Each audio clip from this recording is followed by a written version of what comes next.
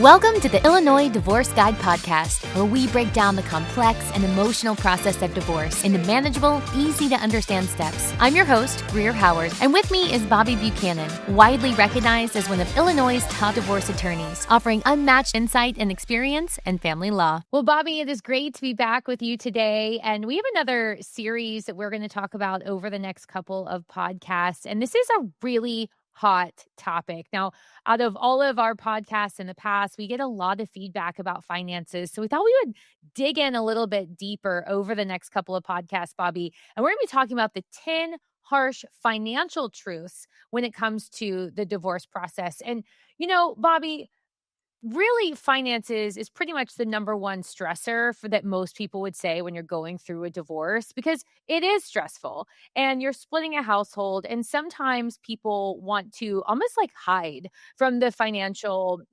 problems because there's so much, they're overwhelmed. They don't even know where to start. And so today, I think we just want to kind of break it down. And some of this is hard and the realities aren't always easy. But when you have a strategy and you've got a plan, it's always a lot easier to tackle things. So, let's kind of get started today.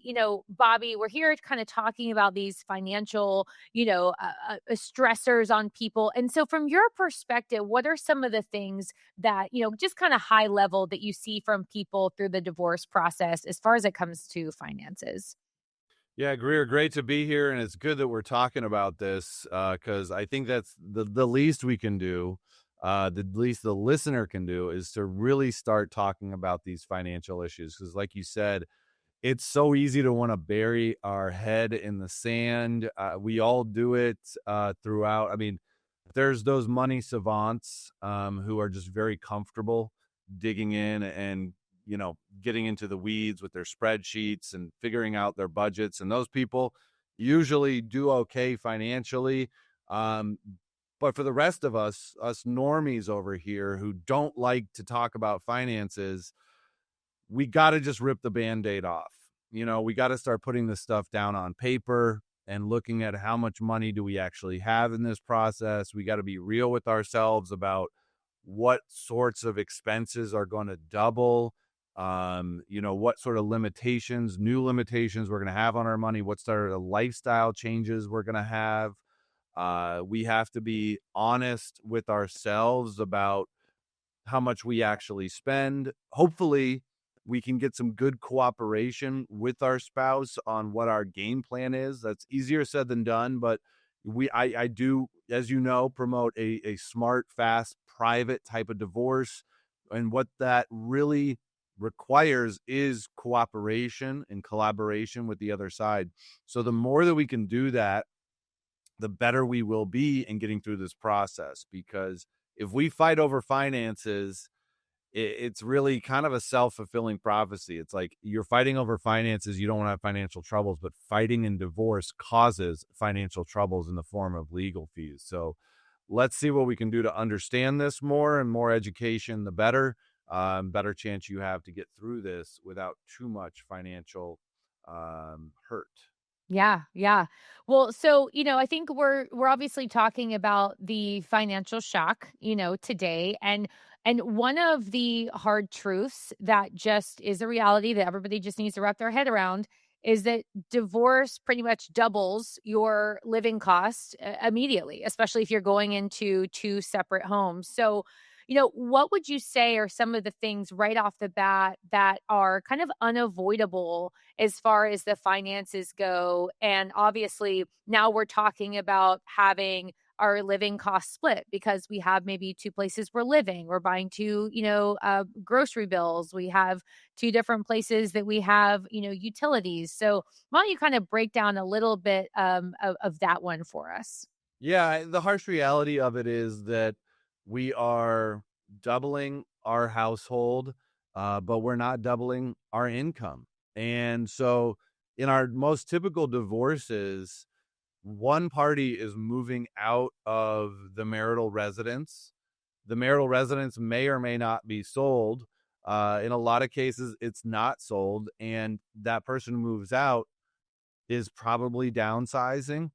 If the marital estate has enough money, they might not be downsizing, but either way, you now have two mortgages or two rents, or a mortgage and a rent that the household is going to have to cover. And I like to speak about these things in terms of the household covering it. Like, let's just, if we can think about it in terms of we are still in the same household, meaning still the same family unit. We just have two houses to cover because we want to figure out how to do this as a team as much as possible.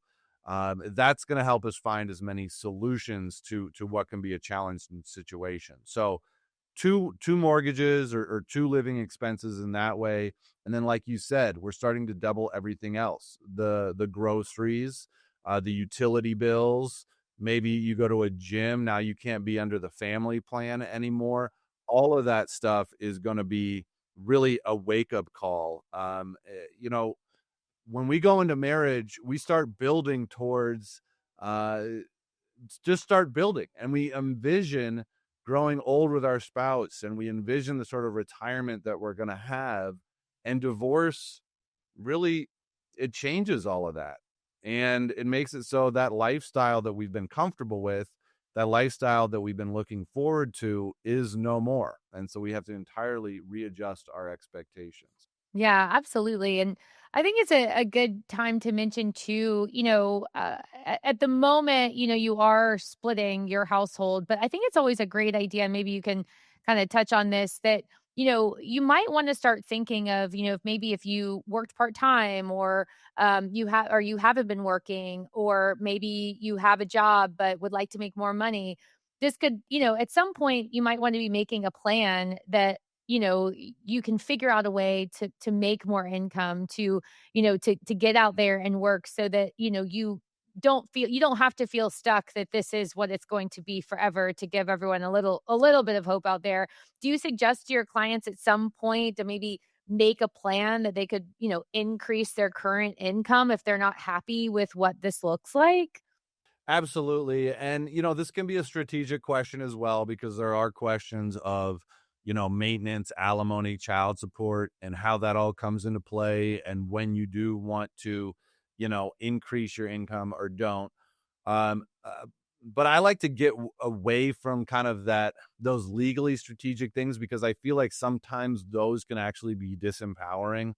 If you have the ability to, get that promotion or put in those extra hours or make that money, I would really be looking at those opportunities, seeing where those opportunities are. So at least you have them in your pocket and you're ready to go after them. There's no getting around the fact that if you were you weren't the primary breadwinner in your marriage, unless you can empower yourself to get out there and figure out what your career is going to look like. And again, I don't want to dismiss the fact that there are tens of thousands, if not millions of people that have sacrificed their career big time in order to be in this marriage. And now they're really throwing their hands up and relying on the fact that they're going to get some maintenance. You will get maintenance if you're in that situation, especially in Illinois. Illinois, for better or worse, is very strong for that maintenance question. But the more that you can look at the situation and say, how can I now become an income earner myself? What are my options? You're going to find yourself in a better situation than those who just throw their hands up and say, well, I guess I'm never going to be able to live the life I wanted to. Yeah, absolutely. I think that's a great goal to have long term. I mean, obviously, at this point, you're divorced. You may not be emotionally ready to make that, kind of a change. But I think just having that in the back of your mind, and after some time goes by, make sure to, kind of check out some of those options, because you might be able to, find a different job that maybe is going to help you to, support your own new household and what that looks like. I think, and I just want to add on to that. And I think there's a lot of people who are in marriages where they have been actively discouraged from following their own career, from bettering themselves financially. There's that particular type of marriage where the roles are more traditional. So as this marriage changes and morphs, it might be an opportunity for some people to really go after that and feel like, okay, I'm not constrained in the way that my spouse wanted me to be. And now I can, really better myself financially with my own empowerment. But it's tough. It's tough all the way around. For sure. Well, to start, let's say we're going to just assume in our scenario here today that everybody's on the same page and this is amicable. Do you suggest that maybe to talking together about what that budget looks like and maybe figuring out where you're going to give to save a little bit so that you can, that the ex-spouses are able to come up with a budget that they're both comfortable with, especially to start out? Yeah, absolutely. The more that we can work together, the more we can sit down at the dinner table and get all our cards on the table, the smoother this process is going to be. There's going to be those harsh realities that we just have to accept as far as how much money we have. But if you're just saying, you know what, let's let the lawyers figure it out, you're going to pay so much money for experts to dive into your personal finances and to give you kind of suggestions on where to go. You're in such a better position than the lawyers that you could hire to figure this out on your own. So we want to do everything we can to keep this as diplomatic as possible, to not, if there's these emotional issues that are, divorce is inherently emotional. Something happened that made the marriage break down. It was probably over the course of a couple years, if not more. So figuring out how to compartmentalize that emotional process and say, okay, well, let's put that over here for now, and let's see if we can work as a team to just get through this. That's the most sophisticated, professional way of doing this and what we encourage. So creating a budget with your spouse is the number one way to make this less painful. Yeah, yeah, I love that idea. Um, the next truth that we're going to talk about, and I think this is a really interesting thing to discuss. Truth number 2 is going to be liquidity matters more than net worth, and let's break that down a little bit, Bobby. So you may have a home that has a lot of equity, or you may have a lot of money that's wrapped up into stocks or 401k.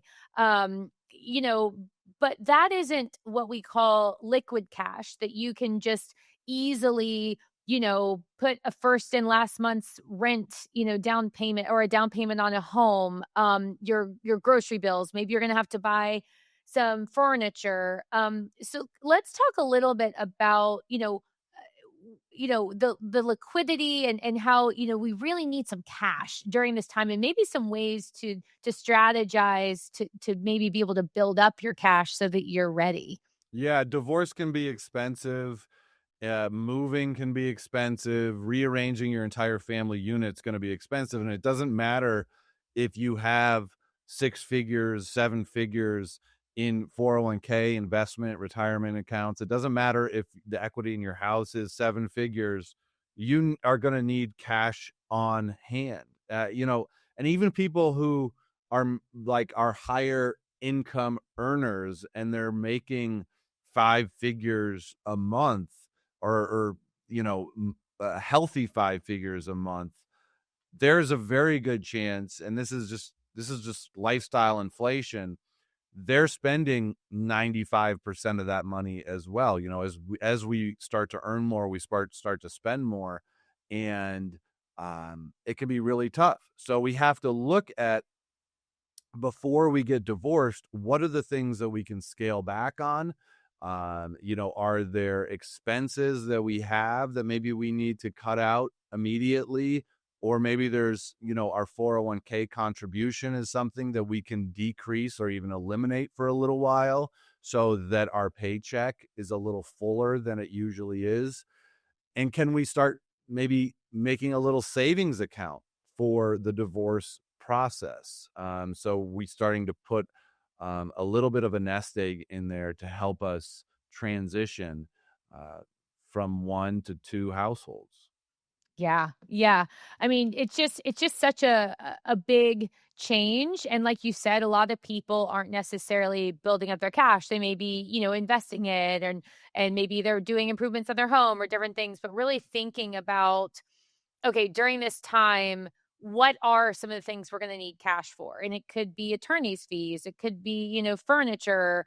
But I like that idea of, going ahead and just pulling back and maybe not putting as much, like getting as much kind of wrapped up into investments or, even paying down debt. I mean, I think just keeping that cash on hand allows you to have those liquid assets because that it adds up so quickly, right? I mean, moving, attorney's fees, and all of that, it just can add up so fast. And in the perfect divorce, it's not an immediate thing. We're one of like in the perfect divorce, we're coming to this conclusion together that we aren't right for each other anymore and that we should get a divorce. And I say perfect because rarely is that going to happen. There's going to be probably shock on one side or disappointment that one side doesn't want to try any longer. But if we can both come to acceptance and then start planning together and maybe make this a 6-month process, especially for more complicated households where we do have kids, we have a substantial mortgage that we're covering. Maybe we're looking at our kids going to college and we need to figure that out. If we can give ourselves 6 months to say, okay, what do we need to do as a household to make this transition as financially doable as possible, then we can really start to implement these things.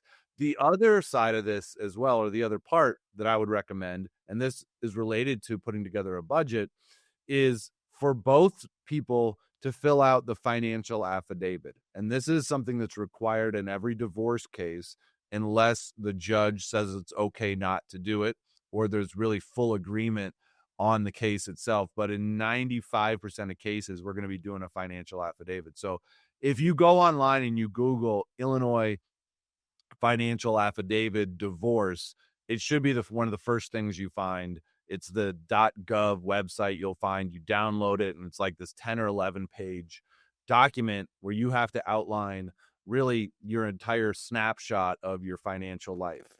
And at the end of it, you'll see, oh, wow, I'm spending more money than I'm making, or, I have a lot less money every month left over than I thought. And you'll have to confront some unavoidable truths about your financial situation. So I'd highly recommend that you at least print that off and look at what it is. And if you can get to it with your spouse, you'll be miles ahead of everyone else who is going through this divorce process. Yeah, because that's going to show you your actual cash flow.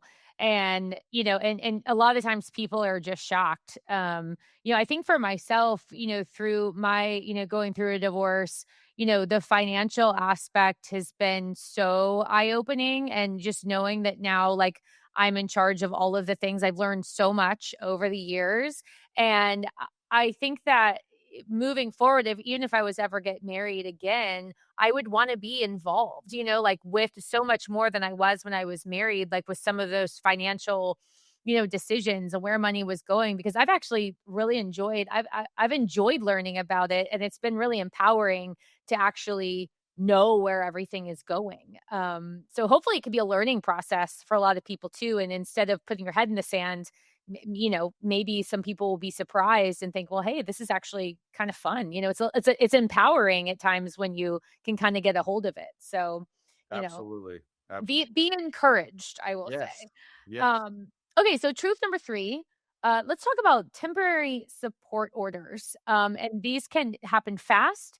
And this has financial, ramifications. I mean, this is something that very quickly can happen. So kind of talk a little bit about how they work and how that could affect the financial situation pretty quickly. Yeah, so I think it's important for everyone to understand what is a temporary support order so that they can avoid it pretty much. So a temporary support order is where a divorce case has been opened, you've been assigned a judge, and the attorney from either side has filed a motion saying, hey, we need the judge to order one side to pay the other a certain amount every month. And it's really kind of the nuclear option for when you and your spouse cannot figure things out amicably. And, I always recommend, if you can figure it out at the dinner table, do that, because if you get into temporary support order world, that means both of you have probably already spent $5,000 each on your attorneys, if not more.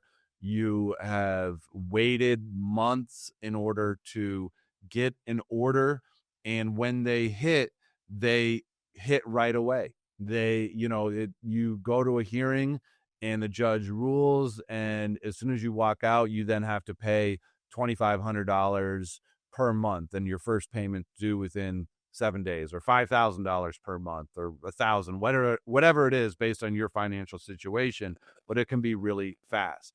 The different support orders that there are, the basic ones during the divorce process, or support or temporary orders, should I say, are a child support order, a maintenance order, an order to establish or maintain the status quo.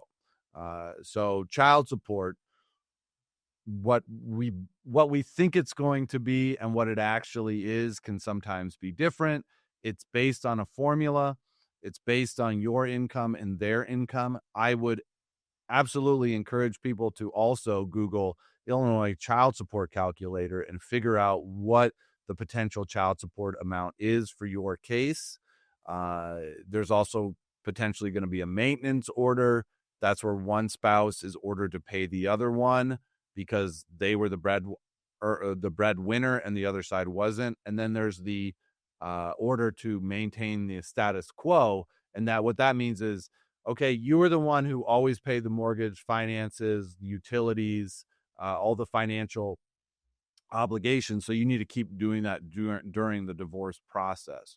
So all of those orders can come into play, but we can avoid them if we can come to some sort of agreement with our spouse. So we're kind of wrapping up the temporary support, and I think it's always good to mention that this is a temporary order, right? I mean, this is something that while you're going through the divorce process, it will be established. It could potentially change once you get a little farther along, kind of depending on what everybody finds out about the financial situation and all of that. And if it's not working for you, I'm assuming you should write down some notes and kind of, be able to make your case of why the temporary order shouldn't be the permanent one.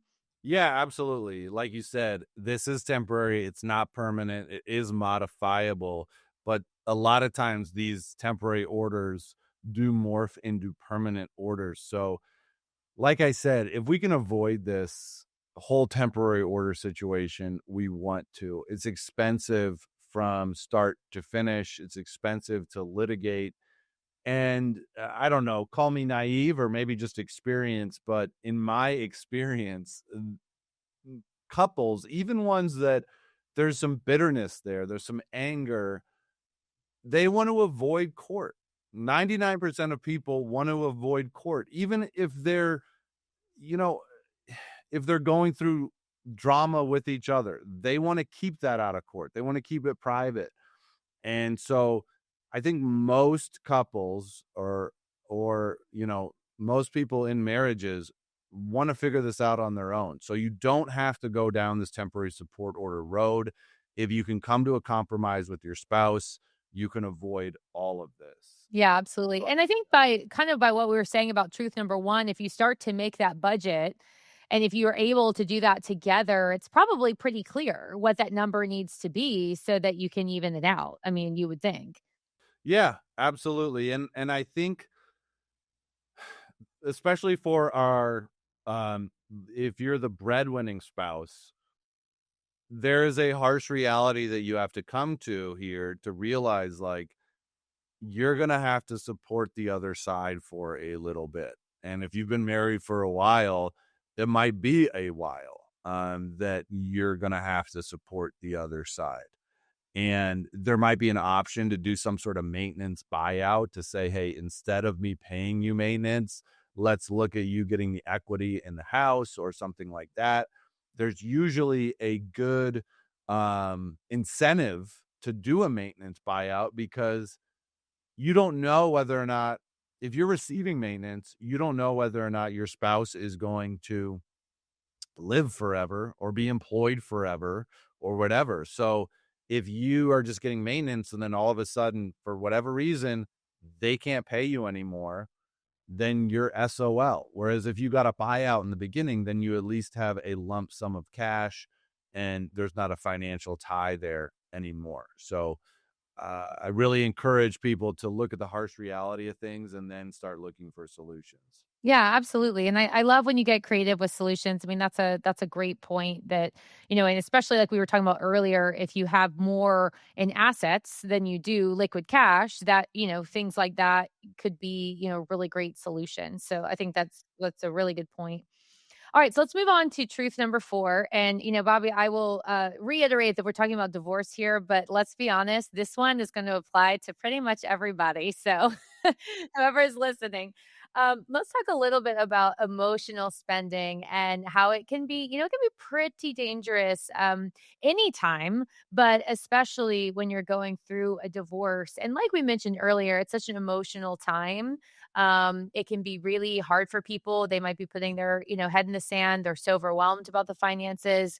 And there's all these, things that they're trying to purchase, potentially a new place, furniture, just things that, that they need in their new home. And just let's talk about the importance of like keeping your cool about this and not just going crazy with, the emotional spending that could happen. Yeah, I mean, emotional spending can be problematic on its own, but then you couple that with the fact that you're dealing with an inherently financial situation and that if finances are tight, and that kind of doubles or triples the impact of the emotional spending, and doubles the problems that it might cause. And this is a really tough one to avoid. It's really easy to get caught in the trap of looking at your spouse and seeing that their spending is a little bit out of control, and you're saying to yourself, well, what's the point of me ratcheting down and not spending? Then I'm the only one that's suffering and they get to go spend all the money, and I'm the one having to look out for us. And man, isn't this a pattern that's repeating itself? And it probably is. If you are saying, yeah, I'm that person, the other spouse is spending and I'm the one having to be responsible, I guarantee you that was the pattern in your relationship. So figuring that out and figuring out how you can work together to both not spend out of control is the better way to do it. If you can do that at the beginning of your divorce runway, where you two are making a plan and saying, hey, let's make some rules about spending and figure out kind of how we can both have some guidelines so we're not spending out of control, giving both of you kind of a limit on what you're spending every month, or a budget or something like that is ideal. But this is a tricky one for sure. Yeah. What are some of the rules or guidelines that you've seen maybe some of your clients implement during this process? Do you have any like examples? Yeah, I mean, you could put on a rule for yourself that you're not going to spend over a certain amount of money in any particular day, or that you got to talk to your spouse before you make a big purchase. I mean, the irony of these sorts of rules is these are probably good rules for you to have during your marriage as well, to have more financial transparency. And, the other thing is that you have to be careful with your emotional spending, because if you're in the position of like, I, you know, if you're getting very vindictive and angry about it, maybe say you were the breadwinner and you were cheated on, and you're saying, well, I don't like the idea of my spouse getting half of everything that I earned when she was the unfaithful one or he was the unfaithful one, so I'm just going to spend it all so they don't get any. Then you could run into financial or legal troubles in the form of dissipation, which is when you do exactly that. You just kind of spend money because you don't want the other person to get it, or you spend it on something that is clearly not part of the marriage, gambling, a mistress, or someone you're having an affair with. Those are the most typical dissipation things, but it really could be anything that is not part of the marital purpose. You can get in legal trouble for that, and you'll be costing not only yourself money, but you'll be costing yourself both sides of that. The court will say, well, you have to pay back that $500,000 that you spent on that ring that you gave to somebody else. So be careful. Yeah, that is a good warning there. All right, so before we wrap up, let's do a little hypothetical. Okay, so we have a listener who has 2 kids, and they used to have a single monthly budget of $4,500. And after the separation, they realized that with the 2 households, it's going to cost them $7,800. So they panic, they withdraw from retirement, and then they fall behind within a few months. So, how would you suggest that they could have prepared differently? I mean, certainly this shouldn't be a surprise for anyone. You shouldn't all of a sudden go, oh my gosh, we can't cover these 2 households that we have now. I mean, these things aren't unpredictable at all. It's really the opposite of that. This comes down to putting that budget together, putting that really simple spreadsheet together so that you can input what is our household taking in and what's going out. And you can see before you sign that new lease or that new mortgage what it's going to look like. So really preparedness solves these problems more than anything. Okay. All right. Well, Bobby, as always, great to be here with you today. So we covered 4 things today. We talked about creating the budget. We talked about trying to gather more cash, to be more liquid than to be more asset based. We talked about the potential temporary orders that could be costly.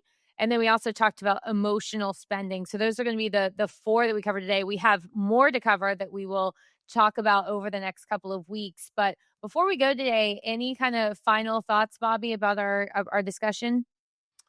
Just keep it diplomatic as possible. Really every solution lies in a place of being able to cooperate and collaborate with the other side. So as you listen to this, as you think through this, think about the things that you can do to maybe make life a little easier for the other side, make them more willing to come to the kitchen table and talk through these things. Yeah, I love it. Well, Bobby, as always, thanks so much for the wisdom, and thank you for joining us today. If you have any questions, comments, just let us know, and we will be back next week with more financial, whoops, I forgot what this is. More financial truths. We'll be back. All right, hold on. All right, let me do that again. 10 more financial truths. Okay. Well, Bobby, thanks so much for all of your wisdom today. And if you have any questions or comments, please let us know. And we will be back next week with more financial truths. Thank you for listening to the Illinois Divorce Guide podcast. We hope today's episode gave you clarity and support as you move forward on your journey. If you found this episode helpful, please subscribe, rate, and review us on your favorite podcast platform. Tune in next week for more insights and expert advice on the Illinois Divorce Guide podcast.